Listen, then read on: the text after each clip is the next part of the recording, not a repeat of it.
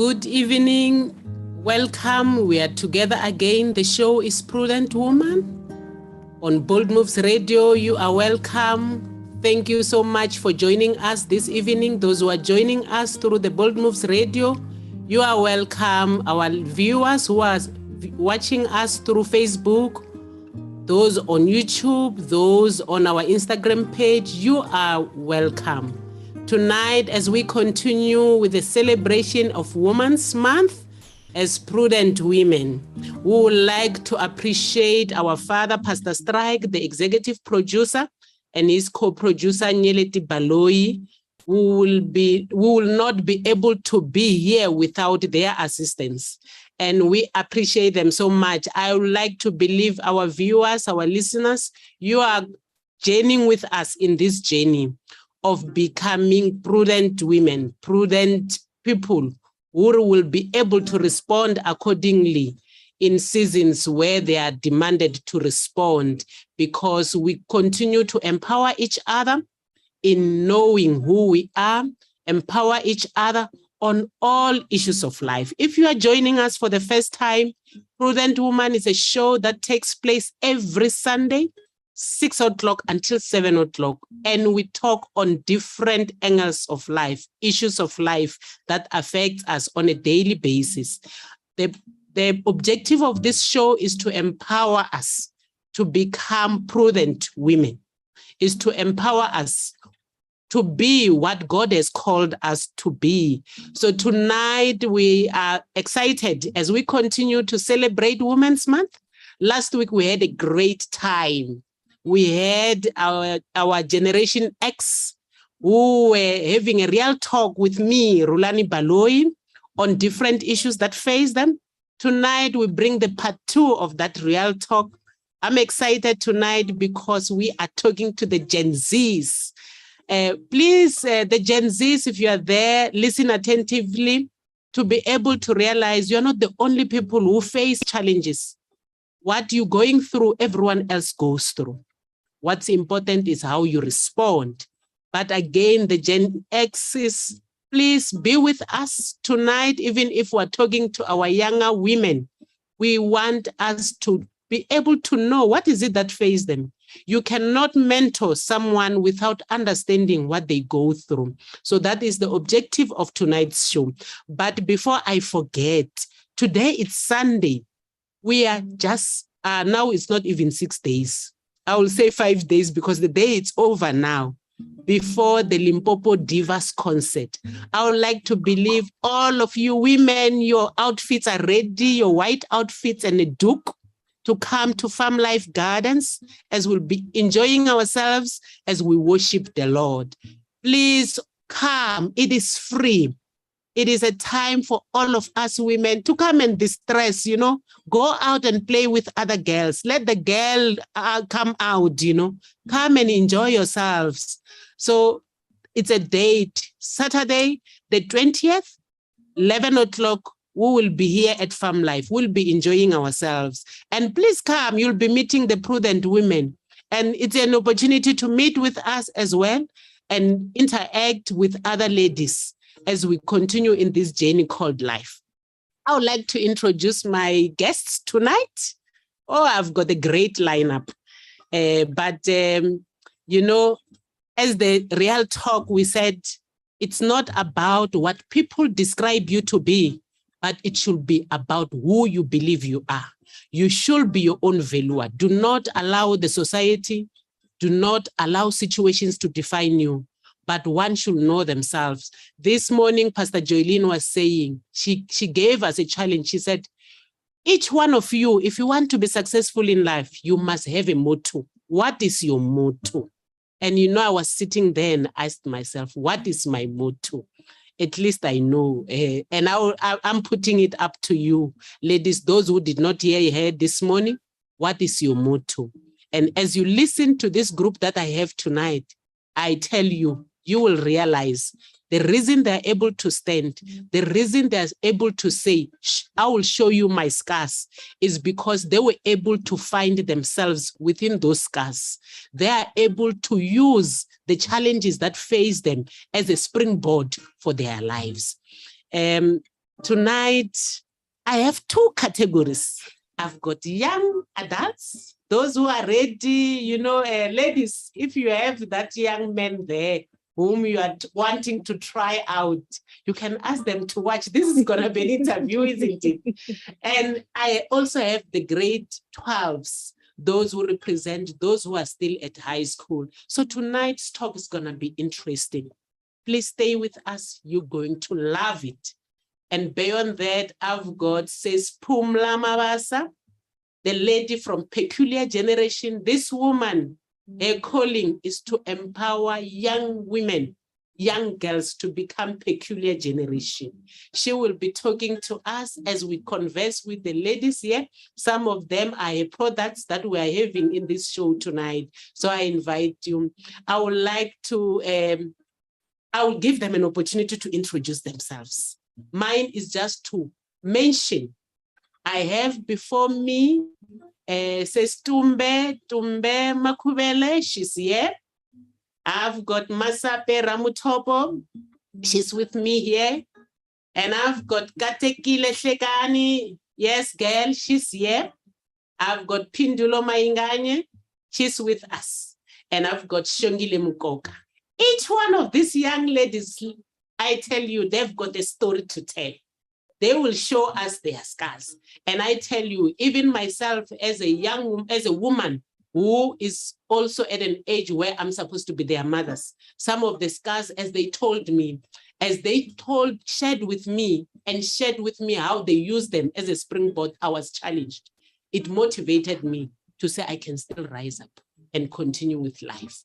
I invite you tonight, you will enjoy yourself. Let me start with Sestumbe. Please introduce yourself and how do you want us to know you? Good evening to all the viewers, to all the listeners. I am honored to be here today. As I have been introduced, I am Tumbe Makubela. I am a vibrant, inspired, God-fearing young woman of God. I grew up in the church and the church has taught me a lot, but most of all, I would say I am a peculiar woman. I am a woman of character. I am a woman of valor, and I love the Lord. I love the Lord. Thank you. Thank you, Tumbe. Maybe let me also add, because I'm privileged. Most of these ladies, they grew up before me and I know them. Tumbe, she's a worshiper. That's why you hear her talking about, I love the Lord. She's a worshiper and she has been a worshiper from a young age. And I'm saying this so that some of you who are sitting at home saying, if I have served the Lord, how can I have a scar? So that you can realize that it's possible. But the question is, are you courageous enough to be able to journey on in life? I would like to invite Masape. Can you introduce yourself? Okay, good evening. My name is Masapi Sandra Ramutopo. I use both my names, but I actually prefer to go by Masapi. So I come off more as a reserved and shy person, but I'm actually a lot more lively and playful as you get to know me. And yeah. Yes. No, thank you. Yes, yes. Masape, she likes laughing. Throughout my life, as I've seen her growing, whenever I talk to her, she gives you that smile. So I would like to believe she has found a calling, because at times, here I am, you have not met anyone in a day who has put on a smile on your face. So sometimes it's a ministry which we must cherish. Thank you so much, Masape, for being who you are. I would like to invite Kati. Hi, Mom. Yes, you can introduce yourself, my dear. Okay, good evening, everyone. My name is Katekile Shekani, as I've already been introduced. I'm a very lively person. I love people and I love reaching out to people using God's word. That's just me, and I love God in everything. And that's the personality that I portray and the personality that I possess. Thank you so much, Katekile. let's move right along. Pindu, can you hear us? Yes, I can. I can hear Yes, you. please go ahead and introduce yourself. Good evening to all of the viewers. Thank you so much for tuning in. I honor the viewers and I honor the panel to be talking tonight. My name is Pindu Domainganye. I go by Pindu. Most people refer to me as Pindu. I'm a lover of Jesus. I am a contributor, but I pride myself in being an individual who dares to dream, to exist, to contribute, to learn, to grow. And I'm very open to learning, very open to discussions, and I'm very, very happy to be here. Thank you, Pindu. Thank you so much. Shongi? Yes, Mama. Yes, you can introduce yourself, my dear. Good evening to everyone in studio and everyone who's listening and watching right now. My name is Shongile Mkoka. I am very short, I'm not long-winded like everyone else, kind of reserved. But yeah, that's me. You're gonna get to know a lot about me during this hour. So I look forward to sharing my story with everyone. Thank you. Thank you so much, Shongi.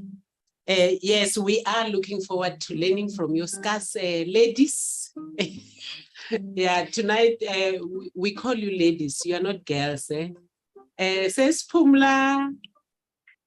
Good evening, Rhulani. Good evening to our viewers and our listeners. My name is Pumla.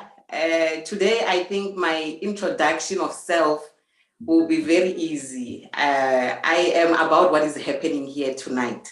So I think I'm the happiest tonight to be here because, yeah, this is my group. When I meet with these ones here, I get really excited. So that's the best way I can introduce myself today. Yeah, these are my own. So thank you so much. Thank you for having me. Thank you so much. I know you love your girls. You know, it's very nice and a wonderful opportunity to meet up with young people when they're still young, and also to understand the value that you're supposed to bring before their lives. Because young people, they look up to us, the elder ones, in living a life, modeling a life before them, so that they can be able to copy and be inspired to follow through. But as well, as I indicated today, we acknowledge as this generation that they face challenges different to ours. Their challenges can never be the same as mine. When I was growing up, there was no social media. What you will hear, it had to physically move between people, what they call word of mouth, which means people had to meet to be able to transcend that message. But today, people do not meet, but they meet virtually. And you can meet millions of people at a go. So it's important for us, as we celebrate Women's Month, as we said, we wish to be able to understand what women go through, to say we are not just celebrating and say you are a woman, but what is it that we are giving out to you as a woman, the strength for you to develop that courage. Yesterday we were taught that we are given strength by God, but the courage comes from you. And the courage can only come when you have the information that you require to be able to say, now I'm courageous. I am hopeful that I will win this battle. So this is what the show is all about. I would like to invite these Gen Zs to say, what is it that you understand when we say you are a woman beyond your biological makeup? How do you understand yourself as a woman? What will you say a woman is? I would like to invite any of you, maybe Pindu, can you go, girl? What is it that you understand about being a woman? My understanding of being a woman, I think, particularly in the society that we're living in, we tend to want to confuse the role of the woman in the sense that different campaigns and different movements that now exist in favor of the women now want to adopt the social makeup of other individuals and want to adopt it as women. But what a woman is a nurturer, a woman is a grower. You know, they're the underground railroad, for lack of a better phrase, because when you think of an analogy of a pot or a plant, you know, the discarded material or the taken for granted material is the soil. But when you think of it in retrospect, the plant cannot exist without the soil. And I think that's the contributions of women to society. You know, they're the often overlooked, but the very important, very pivotal contributions to society. Women are intelligent, they're very strong, you know, taking up space. I think that's what a woman is. No, you are so right, Pindu. But what I would like to ask amongst us, do we realize how important we are? When something is important, it must first identify by itself to say, I am important. So you cannot expect other people to see your importance without you realizing your own importance and be able to say, this is who I am. Because in doing that, you are able to fit in properly in the society. So thank you about that, Pindu. Maybe Sestumbe wants to come in. You are very, very right on what you've said. The one word that I picked from what you said is strength. Women are defined by their strength.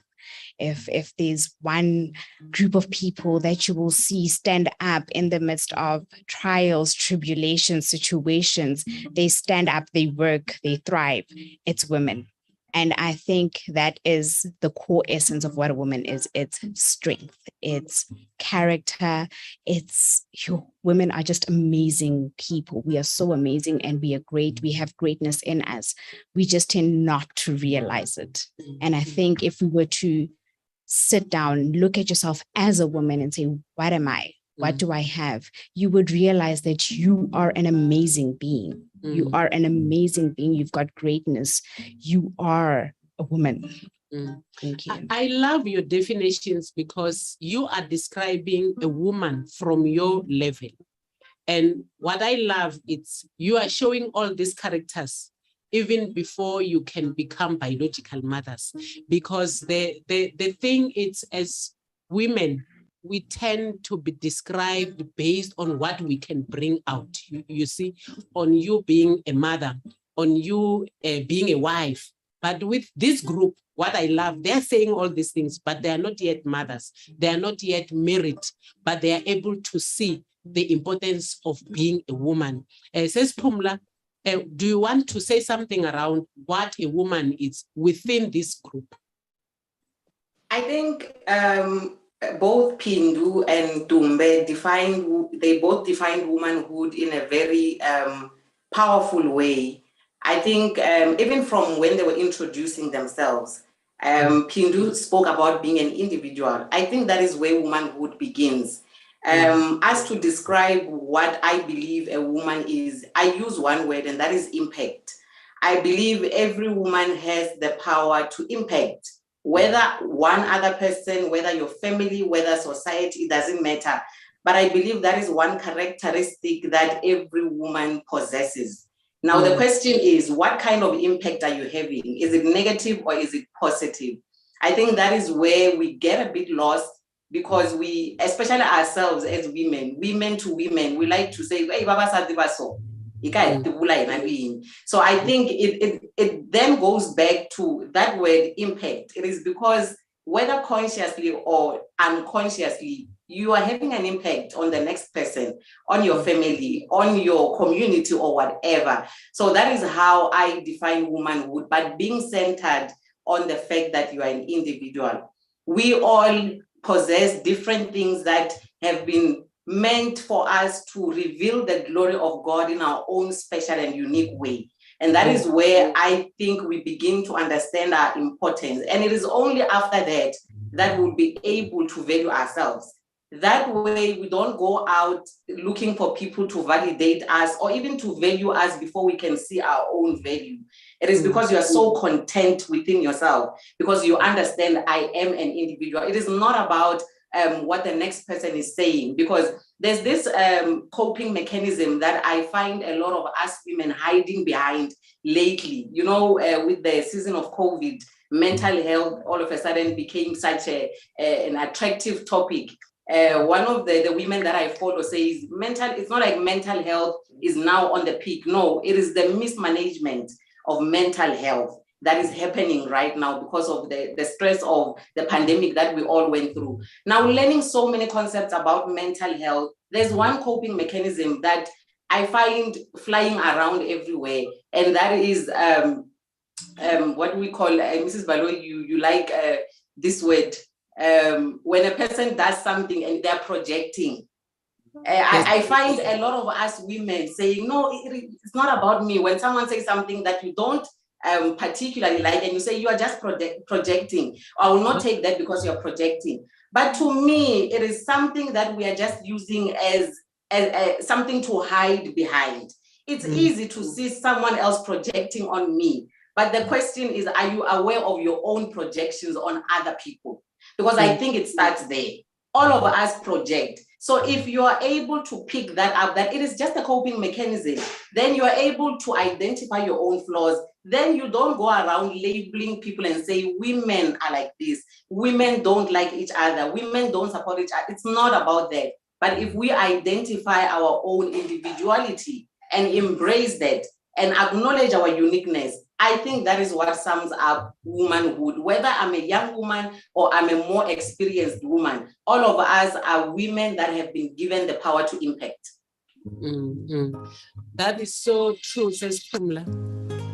I would like us to go on an ad break. We'll be right back.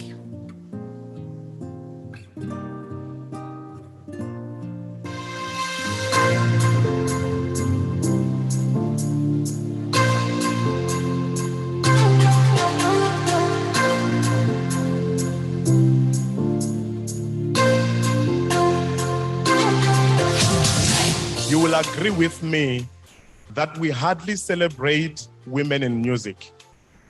When women are celebrated, you look at albums, most of them, women are in the background as backing vocalists. But Papa said, I want us to celebrate women who are in gospel music from the province of Limpopo, hence the name Limpopo Gospel Divas. Ladies and gentlemen, without any further ado, I officially unveil the lineup for the inaugural Limpopo Gospel Divas 2022. Bold Moves Foundation celebrate women in style as they bring you the first annual Limpopo Diva concert, Saturday, the 20th of August, 11 o'clock sharp at Farm Life. Come and enjoy live performances dished out by our very own divas. Matabo, Nunki Koma, Hawelo Kekana, Newi, Cairo, Tusonel, Refilondo, Shibul Mulomo, and many more. Powered by Bold Moves Radio and Sampra.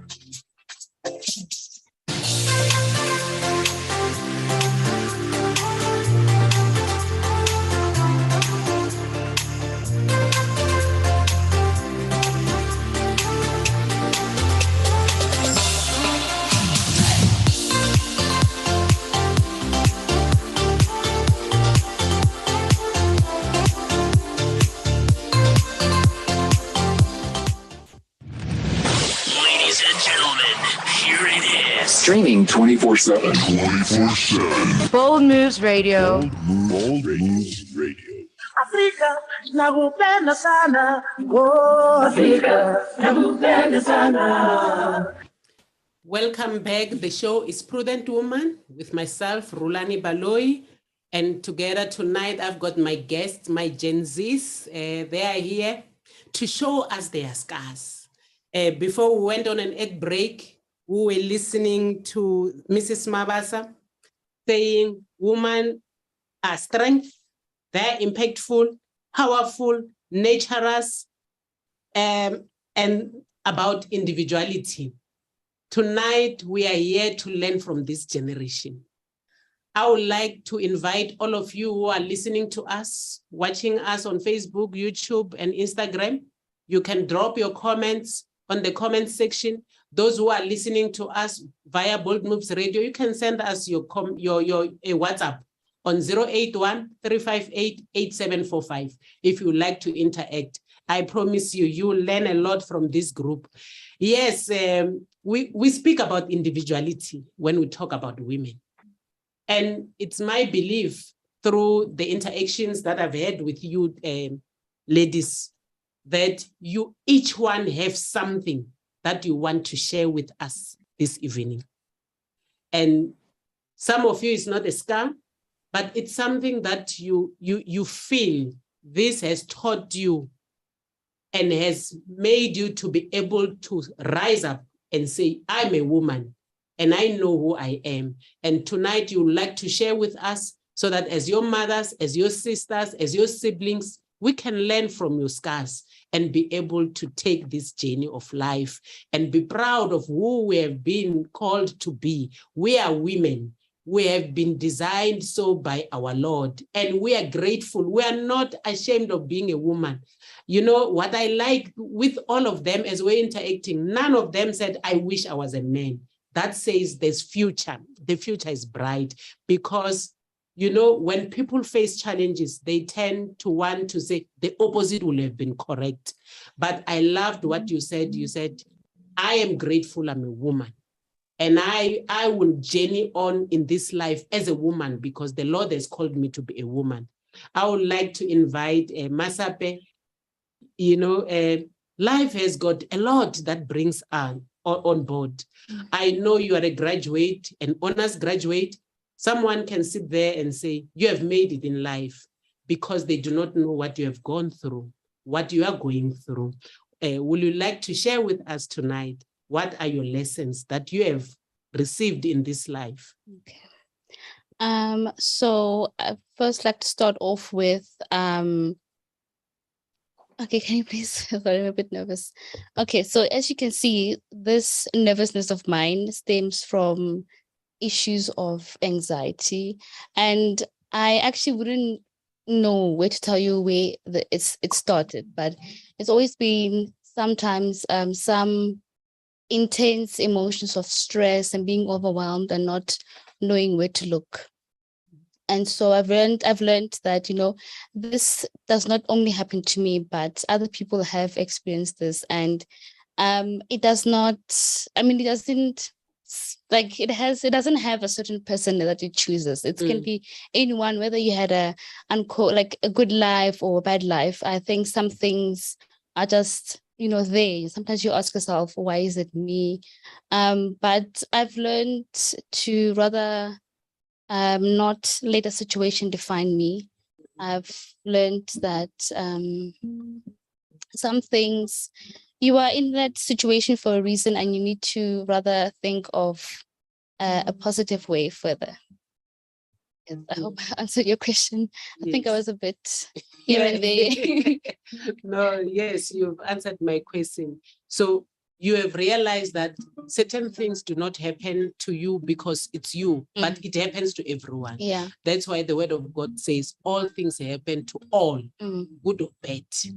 It happens to all of us. And the question is, how do you receive it? Mena, I believe in the saying that says, it doesn't matter what happens to me. What matters is my response. So one should always respond positively in anything that comes to you. Mrs. Mabasa was talking about projection, you know, that certain things will happen to you and people will come and even project themselves to you. If you know who you are able to respond accordingly. That's when I made a joke and said, you know, Dr. Tembani, I think she's amongst the viewers tonight. She has taught me something very powerful. I used to have people coming in and saying something negative and I'll take it. You know, the day she said, whenever people say things, at times they are projecting their lives through you. It released me.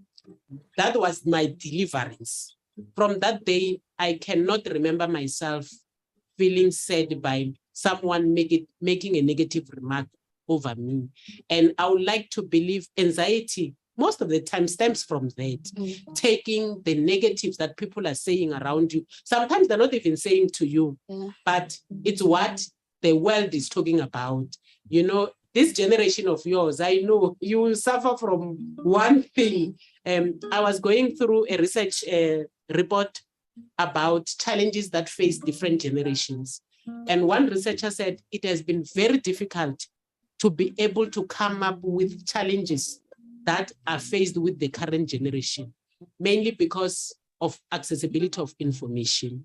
And this person said, the best description I could give was FOMO, fear of missing out. And that's what this generation is facing. And I have realized through interactions with different groups within this generation that that is their main problem, because you are fearful. And again, it's not stemming from them alone, but even the society demands of them, even the system, because sometimes when we have grade 12 spindles, you know, when you're going to write your life orientation paper, your final, you need to have seen what is currently happening, because there's probably going to be a question within those lines. So the society, the system dictates to you that you must always be out there, be fearful of missing out. And sometimes as you look for all this information, you get hold of information that is not useful to you, but it destroys you. Maybe Pindu, you would like to come in as well and say something around your scars when you look at what society demands of you. With specific reference to me and the situation that I'd like to share, the context of my scars, it was 3 years ago, 2020, 2019 actually, pre-COVID, where it's grade 9, and systemically how the structure of the institution of high school has been set up. It's that, okay, we present grade 9s with subjects to choose, and then they choose their subjects and they go forward in their high school career. With particular reference to me, I didn't feel it in the moment, but I definitely saw it in reception afterwards that I had chosen subjects that were quote unquote unorthodox, just because of the type of people that the type of person people had perceived me to be.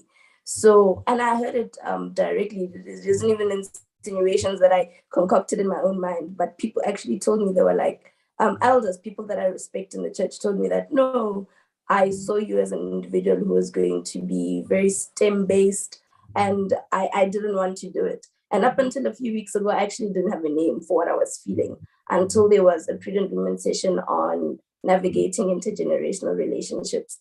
And Mrs. Baloyi actually provided research on that. The generation that I fall into, Generation Z, is more prone and attracted to fulfillment in terms of endearment to what they're doing, physical and emotional affection for what they're doing, as opposed to materialism.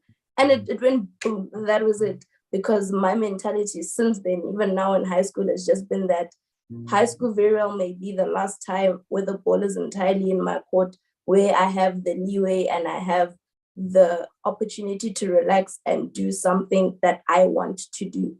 You know, life will demand life from me. And sometimes I just have to, you know, abide by the standards. I just have to work in order to put food on the table or something like that. So this is probably the last time where I can do something with the sole reason of saying because I wanted to or because it made me happy. And it validated me so much in that, as much as I had to navigate, you know, the stares and the questions, or teachers who just weren't very understanding, adults who were not very understanding or welcoming of my academic decisions, it validated me in that even if I can take one thing from the experience, is ultimate fulfillment. I said it in that session, and I'll say it again. I cannot tell you how happy the decisions and the subjects I've taken have made me. And if that is the single thing I take from my high school experience, the most precious thing for me to take. And you know, that is the most important time in life. Believe me, if you are to go to anyone who's working, if life could be stopped and they say to us, go back, to that time where you are, we will all make a different decision. I, for one, will make a totally different decision because, you know, when you are at that stage, you tend to forget whatever that you choose, how you make decisions will impact you for good in life. And it's so powerful, Pindu, that you could recognize that. Most of us, your parents, we did not know how important that time is. That's why we could compromise, and it has impacted us for the rest of our future. Says Pumla, I invite you to make a comment on the two that have spoken as the woman who is working very close with our young girls.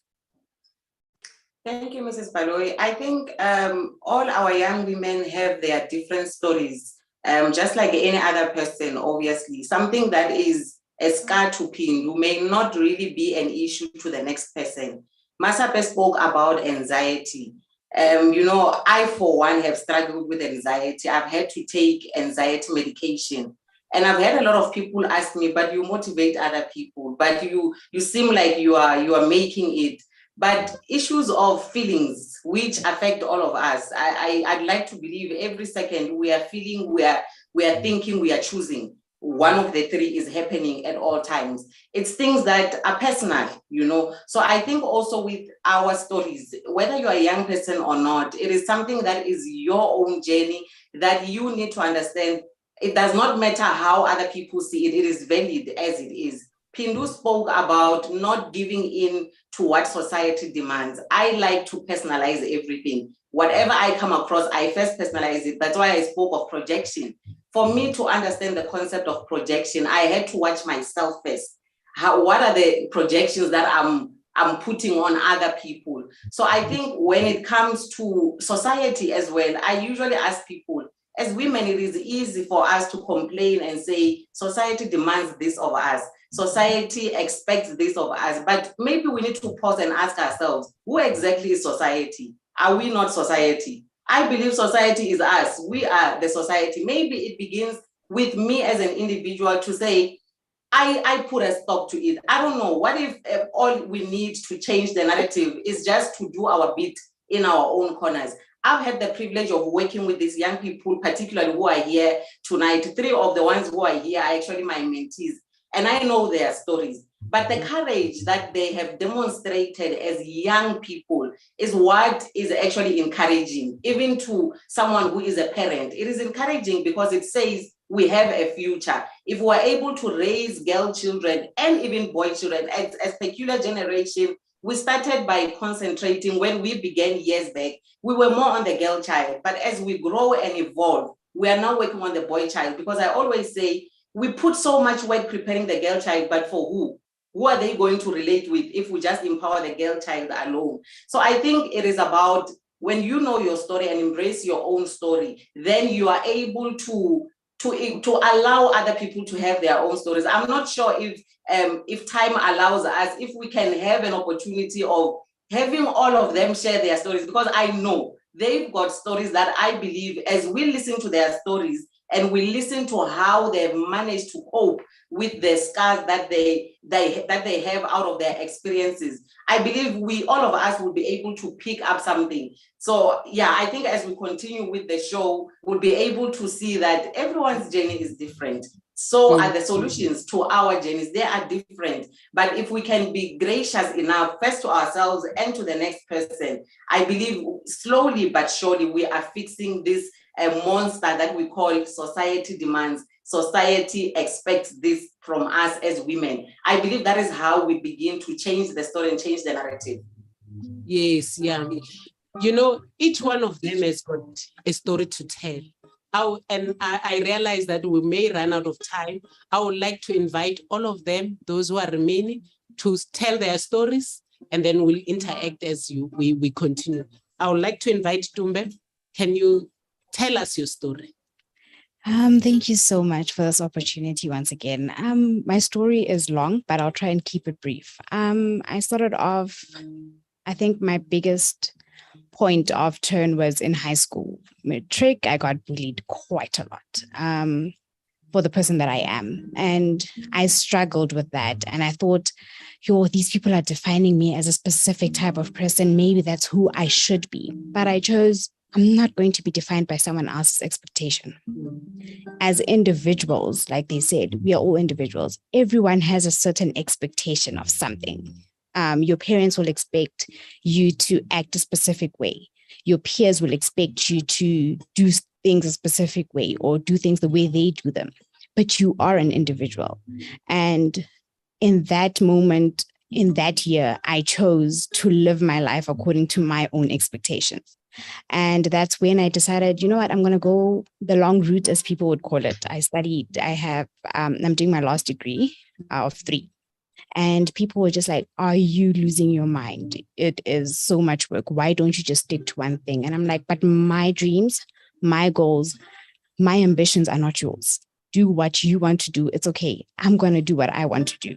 And society has defined womanhood and said, look, for you to be defined as a woman, you need to be married, you need to have kids, you need to have this.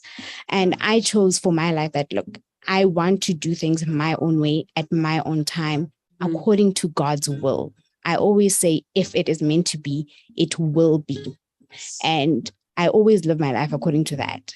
If it's meant to be, it will be. In God's timing, everything will work out. So my story is very long. I won't share everything, but that's the one message I would like to pass on to everyone, that live your life according to your own expectations, not everyone else's. That's so true. Live your life according to what you believe, not what people expect of you. Katekile? Yes, ma'am. Please share with us. Okay, my story, or I like to refer to it as my testimony, because I like to think that I'm no longer bound by what happened to me. My testimony revolves also around bullying. I was bullied quite a lot from when I was still a very young child till this very day. And I think my testimony is not in terms of something bad was happening and some magic happened in the middle and then it stopped. My testimony revolves around how I reacted towards the situation, how my receiving and my response changed towards the situation. So I was bullied from a very young age. And at first it used to bother me so bad because I also had mental health issues. I also have anxiety. I also have depression. I have PTSD and I have bipolar. And it's a very tremendous emotional turmoil, especially when you have to deal with that while dealing with bullying. But I started making it about me. I started focusing less on what people had to say about me and started training myself to be the only person whose opinion matters, so that it becomes harder for me to let other people influence what I think about myself, so that what I think about myself and what God thinks about me are the only two ideas or the only two concepts that are planted in my mind. And it becomes hard because sometimes you don't know what you're doing to a person when you do it. Sometimes you'll find yourself harmlessly making a joke that may be very personal. Like Ma said, someone's scars is not everyone else's scars. Something that you might find light might be very heavy for someone else. And that's when I started differentiating between people's opinions, and I started respecting other people's opinions just as much as I expected respect for my opinions as well. And I think just focusing on myself, creating a space for myself that I could enjoy before seeking validation from other people, it helped me tremendously. And I could go on all day as well, but at the end of the day, I think it's just a matter of you being so pleased with yourself and being pleased with who God wants you to be, that you don't need anyone else to tell you who you should be or what you should become or how you should act or so forth, because you know that there's an end goal, and that end goal is between you and God, and that's it. That's so true, Kati. You know, it's about you knowing who you are and what God has designed you to be. You don't need to seek validation from other people. And I think I know Shongi's testimony, it's along those lines. Knowing who God has called you to be. Shongi, can you share your testimony with us?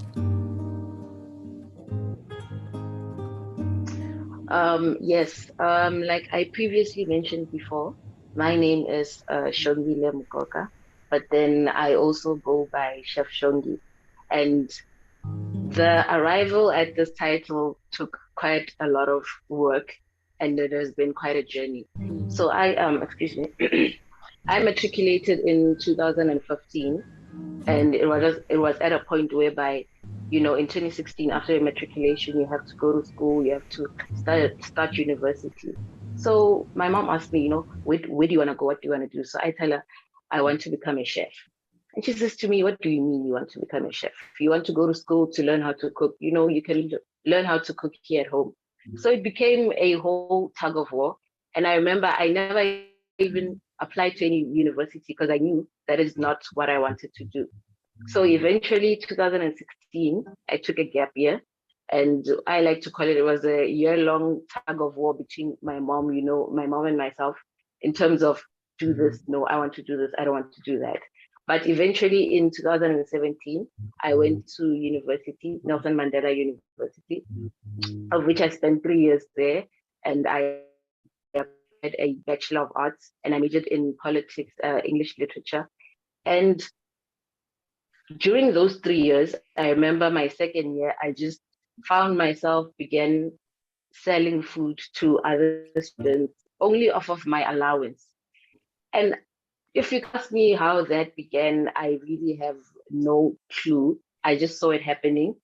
And when I came home for my semester break, my mom sits me down and says, you know what?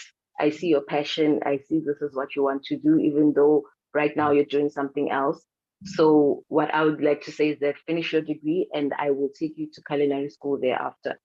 I feel like if it had been someone else and they had waited so long to live their dream, they would have just quit right there and then. But I told myself, you know what, I'm just gonna finish this. I'm not gonna leave it half done because I've already started and I'm literally in the middle. And then I started in culinary school in 2020. After I graduated from Nelson Mandela University.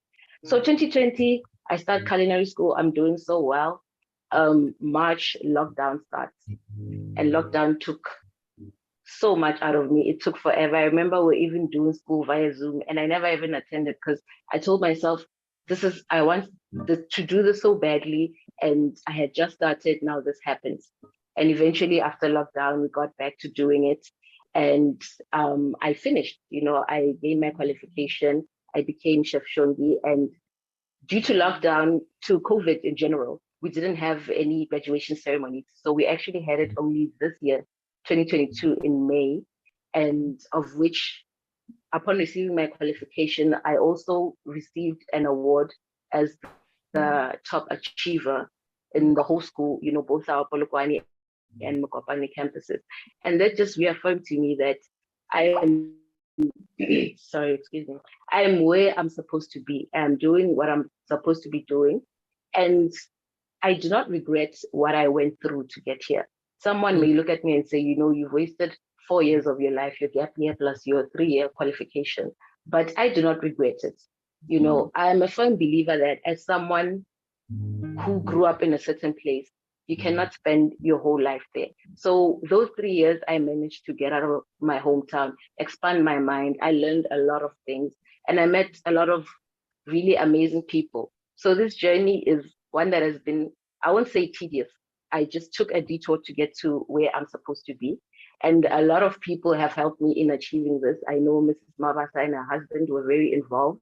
And the producer of this show, Pastor Strike, was also very involved, in trying to lobby and advocate for me. And I won't say it was in vain because they would say they would have expected me to start immediately after they were mediating the situation between myself and my parents. But eventually it worked out.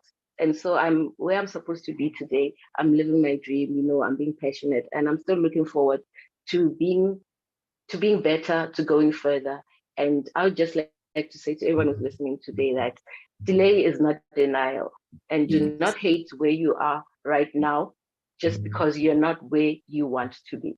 So that is my story. Thank you. And what I get from you, Shongi, it's the attitude. It was your attitude. Without your attitude to stand up and persist in becoming who you want to be, you will have been lost in the process. But I love the positive attitude, the positive energy that you portrayed, that you became encouraged. You said, with these surroundings, I can use my pocket money to start my business. And you are right. Yes. What you went through did not go in vain. You have learned in your time, you use in your current project. Chef Shongi, that to be to come of life out of towards yourself. And each one of you withdraws of the show who says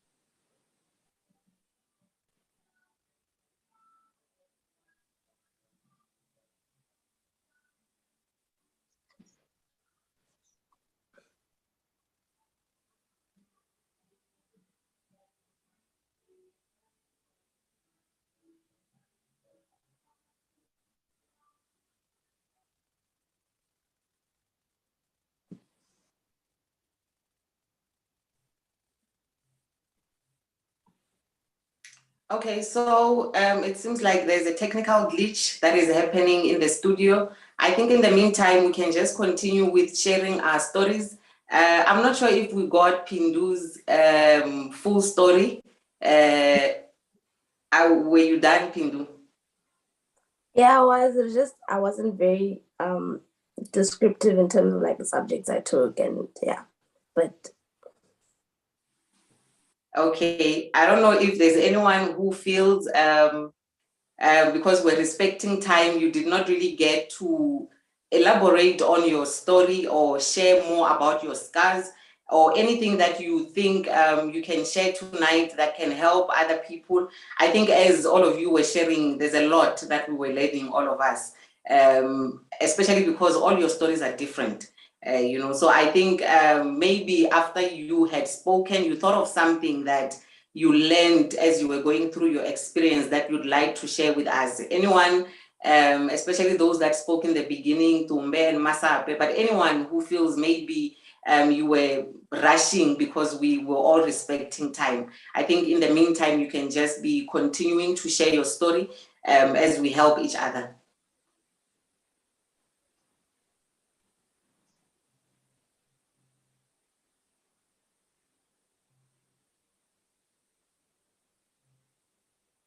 I think to take it forward as well, what I've particularly learned, and it's so heartwarming for me as an individual, is that hearing so many different perspectives of how the delays of life can look or the detours of life can look, it gives me so much comfort. It encourages me so much that where I am as an individual, however different my struggles or however different my situation is from anyone else, the fact that I'm standing as an individual very personally and honestly to say that I am so confused, I don't see the way out. The way out is there even if I don't see it right now.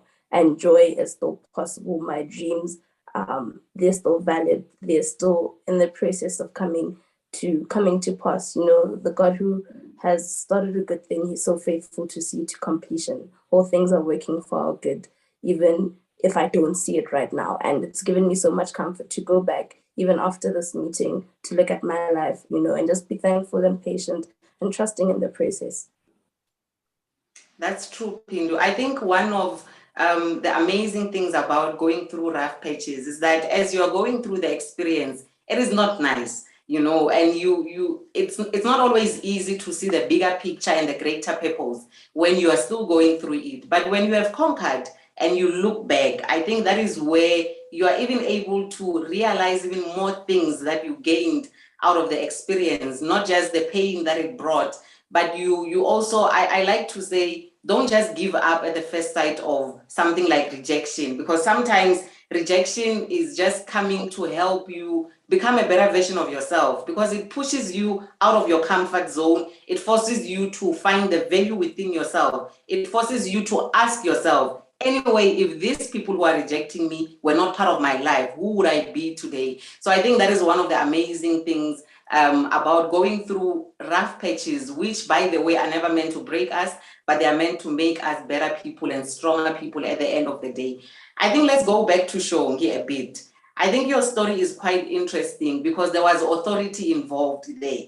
It was not just about personal decision making, but you also had to obey, if I can put it like that. I think maybe share with us, how were you able to, to be patient during that time when you knew you are sort of misplaced, but it was not entirely in your hands to choose to go where your heart wanted you to go? How were you able to remain patient during that process while also not disrespecting your mother?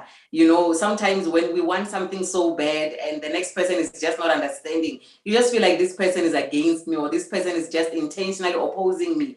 How were you able to continue? I know you even committed to say, this qualification that I have started, I will see it through until the end. How was it for you practically, while also maintaining that respect for your mother and also understanding that it is not just about you? You are still a child, you are still under your mother's authority. All right. So for me, first of all, I would say that me having a positive attitude about it now hasn't always been that way. I remember you were a very big part of the negotiations, if I may refer to them like that. In 2016, you were there, you mediated, but the strike was there. Even several of my family members tried to get involved. And to myself, I just observed the situation that, what, this is not going to change. This is how it's supposed to be. And begrudgingly, I did it. And I remember my first year, I always had this sort of, I'm not supposed to be here kind of feeling and attitude. And eventually, to me, that became so, I don't want to say toxic, but it became such a hurtful thing for me to experience, that I had to accept that, what, I am here now. And whenever I'm going to get to do what I want to do, that's when I know that I'll be living my full purpose and passion. And so it was hard. I'm not going to lie, it was hard for me. But by the time that I would say my parents changed their mind and they said, what, go and do this, it's fine. And I said, what, let me finish this first, because I have started it and I need to finish it. And when the time is right, the Lord will make it happen. And He made it happen. I had to be respectful, be obedient. And to be honest, ever since 2017, when I began my qualification at the university, I never, not a single time, brought up, to my parents that you guys are making me do this and I want to do this, or I really want to do this. It was just, I'd like to say, it was the passion that shined through. It was just the dedication that spoke. So my actions spoke louder than my words. And by God's grace, I am here today. Wow. Thank you so much, Shongi. I think one common factor in all our stories is how the grace of God is able to carry us. The word of God says, he who began the great work in us will carry it on until completion. So we know God never abandons a project. When He starts something, He will finish it. So we have actually come to the end of our show tonight. But I would just like to challenge all of us who are here, you young people who are here as our guests of honor tonight, to say, when you have gone through an experience, all of you know me personally, I believe so much in mentorship. I believe we go through things so that we can be able to help other people. So I challenge you, do not be silent with your story. I'm not saying take a microphone and go preaching, but find that one person that you identify to be maybe headed to the same or a similar challenge to what you went through. And don't be selfish with your testimony, because it was never about you to begin with. It was meant for you to be able to help other people. So you went through what you went through so that you could have the strength to be able to help and assist other people. So that is my challenge to you as a stepping host for Prudent Woman tonight. And thank you so much for being here. Thank you for allowing yourselves to be vulnerable for the sake of helping other people. We are so appreciative of you coming to the show and sharing your experiences. And with those words, I'd like to say also to our viewers and our listeners tonight, thank you so much for tuning in every week to Prudent Woman. Continue to do so even as we continue with